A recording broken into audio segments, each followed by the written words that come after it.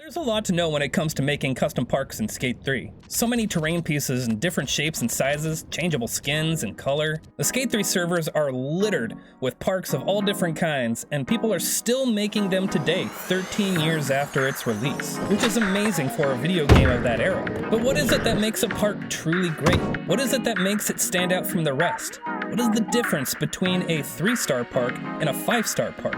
Is it the way that the pieces are arranged together? Is it the little cosmetic details? Is it the flow or skateability? Or is it an immersive environment brought to life by the scenery? Join me in finding out while we take a look at one of the best park builders around and discover what it is that makes his park so amazing.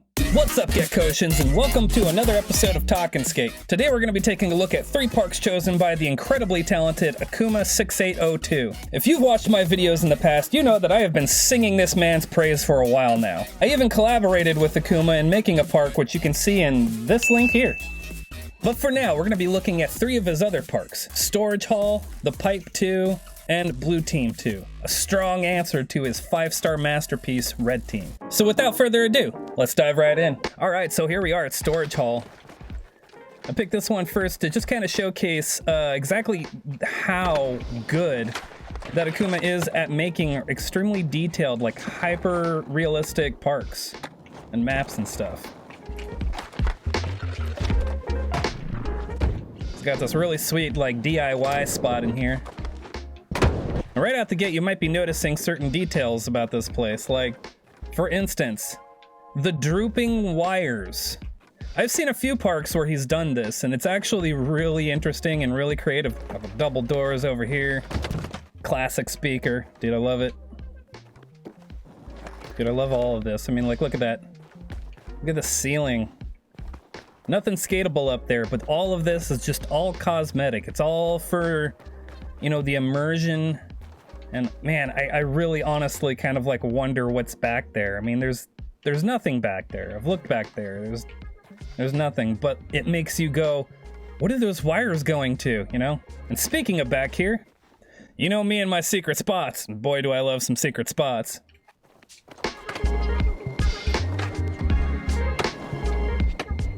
Or at least this is what he had called a secret spot.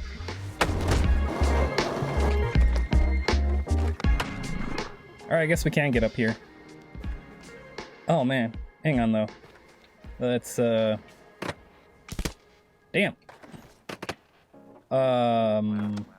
What?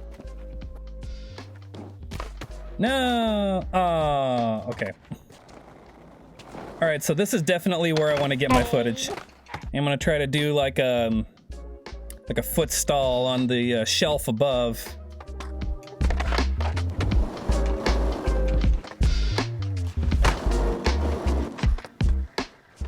Okay, hang on.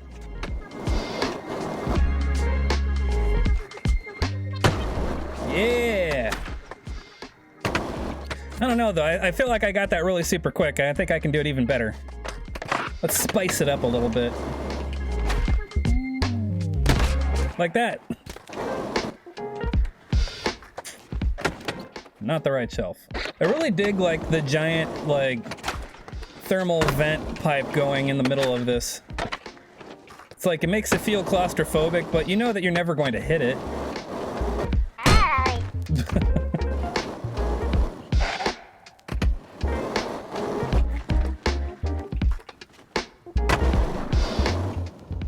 I'll take it. And just a second for editing. Few moments later. Roll that footy.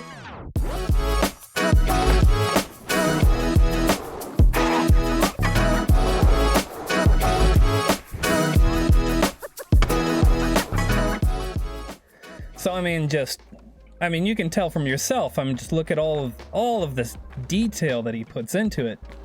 Oh, the shopping carts hanging from bars and stuff. He does that in a lot of his parks, honestly. And if I had to take a guess, I'd say that's kind of like his signature, you know? I could just be grasping at straws here, but I mean, look at this beveled hallway. He's really amazing at like, you know, creating an environment and sticking to a theme. If he was making a warehouse park, you know it's a warehouse park. Like, there's no guess, like, oh yeah, I guess that could kind of, you know, be seen inside a warehouse. No, you know it's a warehouse park. You know, this right here is kind of why I started my channel in the first place. To just, you know, find park creators and show off what they have done. Kind of, you know, giving them a platform to showcase their work, to give them credit, to give them the notoriety and the recognition that they deserve. I mean, he puts a lot of work into his parks, as you can probably tell. Oh man, look at those fluorescent lights. He's just doing it right. And he continues to keep doing it right. I could gush forever and ever and ever on his parks, but we gotta move on to the next part, so let's hop on over to it. All right, here we are at Pipe 2. This is, it's still a fairly realistic park. It's just a bit bigger and badder. You know, not quite these small, hyper-realistic detailed parks, but, you know, this also just kind of goes to, you know, show his ability in making big and epic parks as well as small and detailed, while still trying to keep a certain level of realism to it. Oh, that was sick. I mean, there's just so much to hit on here, and it's not just the pipes either. You got a little bit of like some street stuff around the outside. There's this one spot I want to show you guys. Yeah.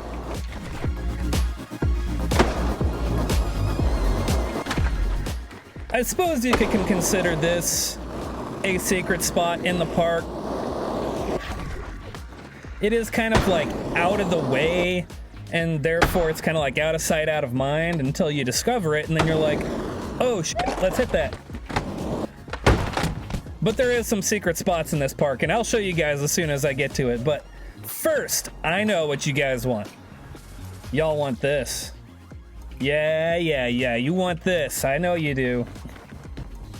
Dude, even when it comes to his megas, like, he makes it make sense. There have been parks where I've seen him give them elevators. Not realistically, like, working elevators, but like, you know, something that looks like an elevating platform, but it has a teleport on it that brings you up to the top, and it's got stands, and it's got everything to make it look like, oh, this actually exists, you know? Like, I feel like this park could actually exist. All right, so just for a second here, I just want to show you guys something. That's right, there's 2 ways to dive bomb into this pool.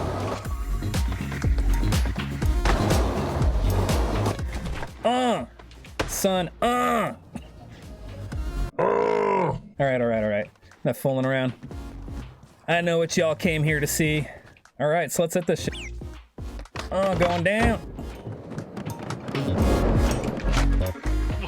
Okay, I might have to get a running start at this.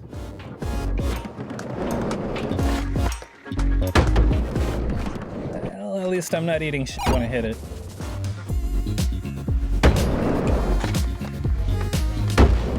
Yes!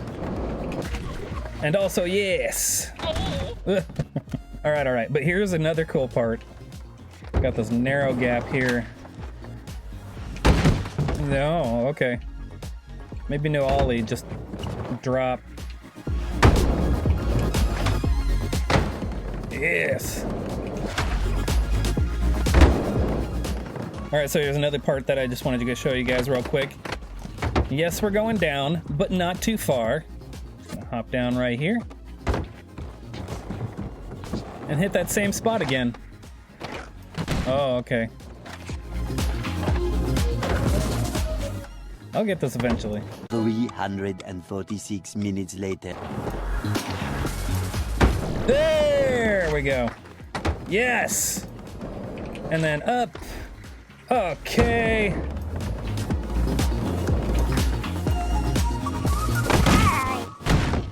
You know what? We're gonna call that footy.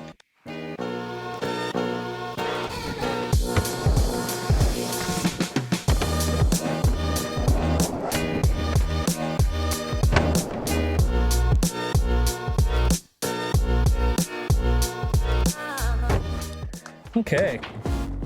So yeah, again, just like such a great park builder, you know? He gets these ideas and he runs with it. You know, he puts his entire ass into these parks. There's no half-ass and having. Oh, but there's one thing I gotta show you guys first. Okay, so, you know, one of the whole reasons why I'm such a fan of Akuma, right? You know, he's just a great park builder, sure, but you know what?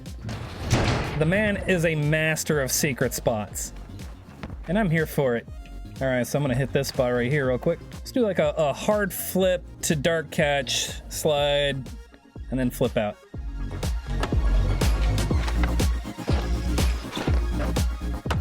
Yeah, that was sick. But anyway, we gotta get clicking right along, so on to the last park. All right, here we are at Blue Team. As you can tell, things are blue. And what a perfect spot to do it in too. I mean, inside the PCU training facility where it actually still has like the blue ventilation and everything. So he took the color scheme that already was and then expanded upon it. Another shopping cart. And he'll do that too. He'll do it with shopping carts. He'll do it with the broken skateboards. Which you can definitely see in the park that he and I collaborated on, Gekkotians Park.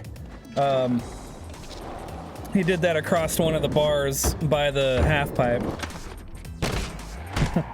Who else remembers me hitting that? My dumbest Skate 3 slams. This style of picnic table is definitely one that is very much his style. He tends to use the catwalk support, you know, custom style tables very often.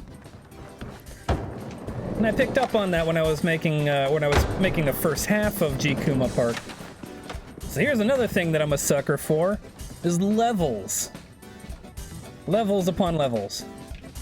And you have like different parts of parks stacked on top of each other. I dig that shit. All right, so I'm gonna try to hit this line over here, and you'll see exactly what it is in a sec. We're gonna go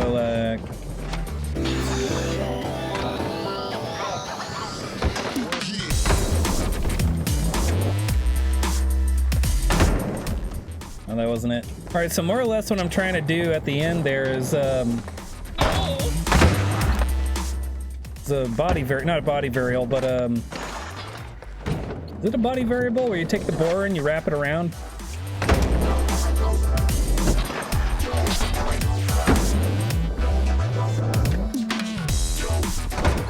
Okay, it's not gonna work. Why not? Also, why not? Wow, okay, the buttons not like work or something, or what the f? Do you know how to grab with both fucking hands or what?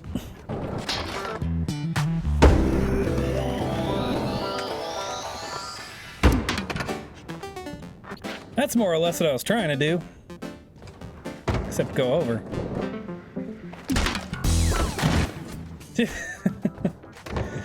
Jesus Christ. I'm not even gonna admit like how many times I've tried this already. Just know that the editing process cuts out about 99% of my footage.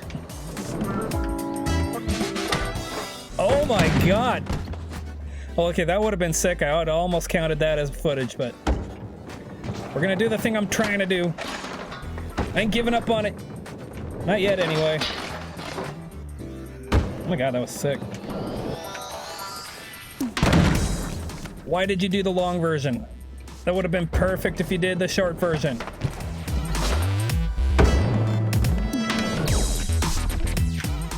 Grab your fucking board! You guys ever have it where your controls just don't, like, respond? I don't know if there's, like, some intentional programming delay or something.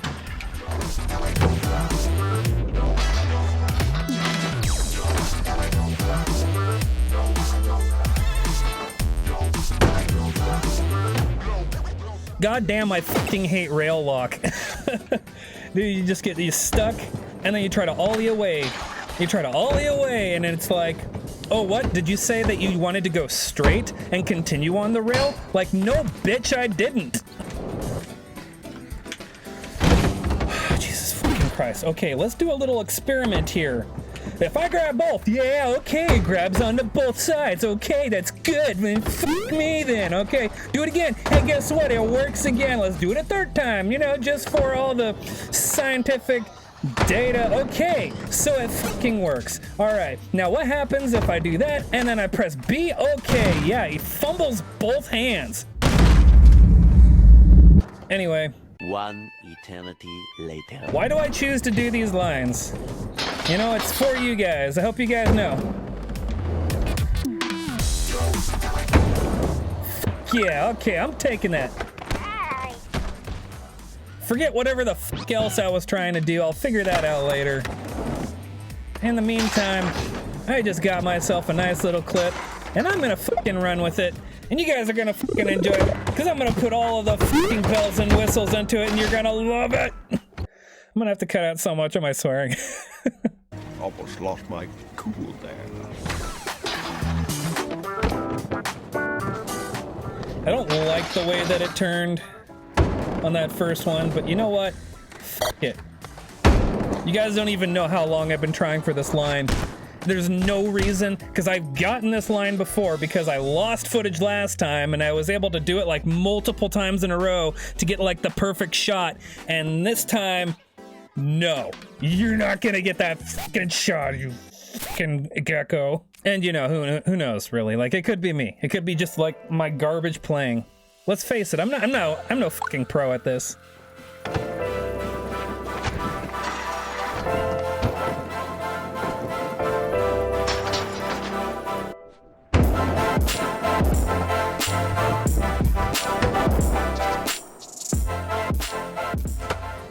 Alright, frustrations aside, again, this is just another park that I am just absolutely in love with. And one disappointing part about this particular park, though, I know you guys, you know what I like. No, there's no secret spots in here, and nothing. And I have looked. I've hopped out here and I've scanned around this and that and the other thing, and what you see is what you get. There's no hidden passage above, beside, or below. And that doesn't stop this from being an excellent park. Just like all the other parks, just so much detail put into it. So much creative liberties that he takes with these parks. He really expands on certain concepts and ideas to a level that I think is just incredibly impressive. Really dope park. Really dope. I really like it. I like all of his parks. Really, just about every single one. If you guys want to check out his parks, absolutely do so. I encourage it. Go download his parks. Check them out. Give them a rating. I mean, with everything that he does, from like just the detail, the flow, the environment, the atmosphere, the colors that he uses, just everything. There's a reason why he's one of the best park builders out there. I mean, I put him like right up there next to VIP All Day or Dies or even Pancakes. Anyway, so there you have it. 3 spectacular parks by one of the best park builders in Skate 3, and by now I'm sure you can see why it is that I rant and rave about Akuma and all of his architectural genius. What do you guys think about his parks? Which one was your favorite? Leave a comment and let me know your opinion. Anyway, thanks so much for watching this episode of Talk and Skate. Leave a like if you enjoyed it. Are you someone who really enjoys the creative works like this in Skate 3? Well, smash that sub and bell buttons to stay up to date with the latest and greatest in park building and park builders like Akuma here. I hope you're all having an excellent day, and as always, stay steezy, Gekkotians. Peace.